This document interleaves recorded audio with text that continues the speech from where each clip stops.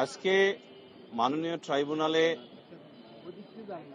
আসামি পরীক্ষা এর জন্য তারিখ নির্ধারিত ছিল। সেই আদেশের পরিপ্রেক্ষিতে ট্রাইব্যুনাল তার পূর্ব নির্ধারিত আসামি পরীক্ষার জন্য সকল সাক্ষীর যে সাক্ষ্য রেকর্ড করা হয়েছে সেই রেকর্ডকৃত সাক্ষ্য হতে ইনক্রিমিনেটিং এভিডেন্স পড়ে শুনিয়েছেন।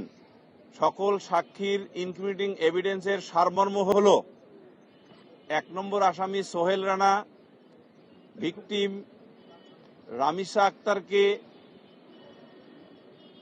তার ও তার স্ত্রী 2 নম্বর আসামি স্বপ্না আক্তারের বসবাস করা ফ্ল্যাটের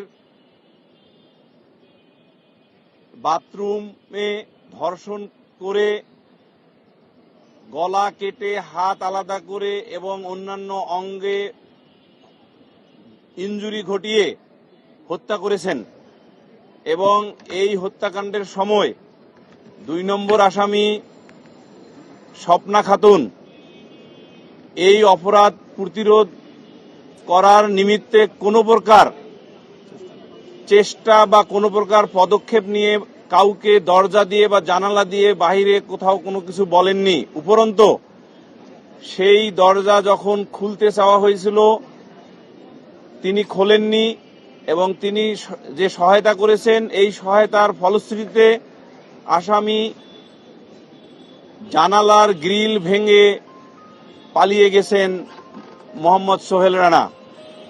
এই বিষয়টি আদালত সকল সাক্ষীর সাক্ষ্য বিশ্লেষণে পড়ে শুনিয়েছেন এবং বিশেষ করে আরেকটি সাক্ষ্য উল্লেখ করেছেন উনি, সেটা হলো ইংরেজিতে আমাদের যে সংশ্লিষ্ট অটোপসি ডক্টর অর্থাৎ পোস্টমর্টেম বা ময়নাতদন্ত সম্পন্নকারী যিনি ডাক্তার ছিলেন তিনি তার ওপিনিয়নে বলেছেন যে ইনজুরিগুলোর সাথে উনি ভাইটালি যে অংশটি বলেছিলেন যে there were signs of recent forceful sexual intercourse, অর্থাৎ উনি বাংলা পড়িয়ে শুনিয়েছেন আসামিদ্বয়কে যে সম্প্রতি জোরপূর্বক ধর্ষণ করার আলামত ভিকটিম রামিসা আক্তারের দেহে পাওয়া গেছে এবং তার মাথা কাটা এবং অন্যান্য ইনজুরির কারণে এবং এই ধর্ষণের কারণে পরবর্তীতে তার মাথা কাটা হলো, সামগ্রিকভাবে তার মৃত্যুর জন্য এটাই কারণ। এইটা বলার পর মাননীয় ট্রাইব্যুনাল এই ইনক্রিমিনেটিং এভিডেন্সগুলো পড়ে শোনানোর পর আসামিদ্বয়ের নিকট আলাদা আলাদাভাবে জানতে চেয়েছেন যে এই বিষয়ে আপনাদের বক্তব্য কি। সেই ক্ষেত্রে 1 নম্বর আসামি মোহাম্মদ সোহেল রানা উন্মুক্ত ট্রাইব্যুনালে প্রথমে নির্দোষ দাবি করলেও পরে নিজেকে আদালতের নিকট মাপ চেয়েছেন, অর্থাৎ দোষ স্বীকার করে নিয়েছেন। আর দ্বিতীয় স্বপ্না খাতুন যে আসামি উনি স্বাভাবিকভাবে আসামিগণ যেভাবে নির্দোষ দাবি করেন উনিও সেই নির্দোষ দাবি করেছেন। তারপরে আদালত নারী ও শিশু নির্যাতন দমন আইনের 20(2) উপধারা অনুসারে যেহেতু আগামী ধার্য তারিখে অর্থাৎ প্রতি কার্যদিবসে মামলার প্রসিডিং কন্টিনিউ করতে হবে, সেই আইনি বাধ্যবাধকতার কারণে আগামীকাল উভয় পক্ষের যুক্তিতর্ক উপস্থাপনের জন্য তারিখ নির্ধারণ করেছেন। আর আদালতে আসামিদ্বয় কিংবা সরকার কর্তৃক নিয়োজিত আসামির স্টেট ডিফেন্স লয়ারের পক্ষ থেকে অথবা তাদের মুখ থেকে সাফাই সাক্ষী প্রদান করা হবে এই মর্মে কোনো বক্তব্য দেয়া হয় নাই।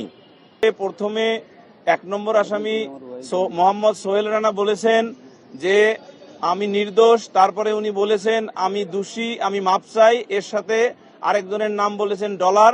কিন্তু আমরা আগেই বলেছি যে রেকর্ড বহির্ভূত কোনো ব্যক্তির নাম যদি কোনো আসামি বলেন সেইটা আসলে আদালতের প্রসিডিংয়ে বিবেচনাযোগ্য বিষয় না।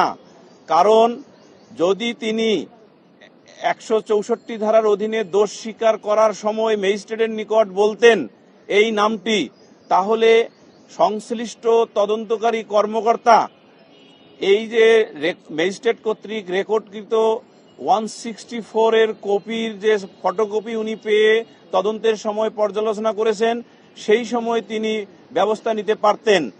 এ থেকে আরেকটা জিনিস প্রতীয়মান হয় যে যারা হেবিচুয়াল অফেন্ডার তারা তদন্তের সময় অথবা বিচারিক যে কোনো পদ্ধতির যে প্রসেস সেই অর্থাৎ বিচারিক বিভিন্ন স্টেজে গিয়ে বিভিন্ন ধরনের কথা বলে বিচারের কার্যক্রমকে ডিলে করা এবং জনগণের মনে এক ধরনের বিভ্রান্তি ছড়ানোর চেষ্টা করার একটা অপচেষ্টা।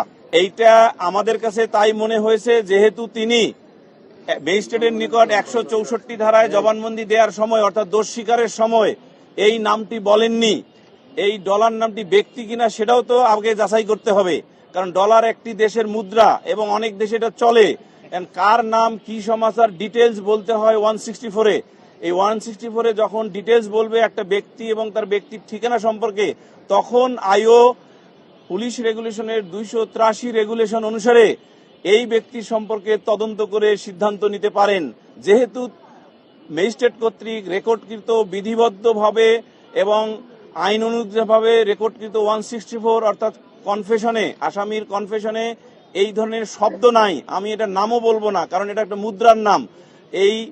এই নামটি বা এই শব্দটি, নামটি বলতে মুদ্রার নাম, অনেক ক্ষেত্রে ব্যক্তির নামও হতে পারে, বাট আমরা এখানে আইনের ভাষায় বলবো একটি শব্দ। সেই শব্দটি যেহেতু 164-এ নাই, সেহেতু এই বিষয়ে আমাদের বক্তব্য ক্লিয়ার। এটা হলো রেকর্ড বহির্ভূত বিষয় এবং 1 নম্বর আসামির এক ধরনের মামলার সম্পর্কে চতুরতার সহিত এই শব্দটি উচ্চারণ করেছেন।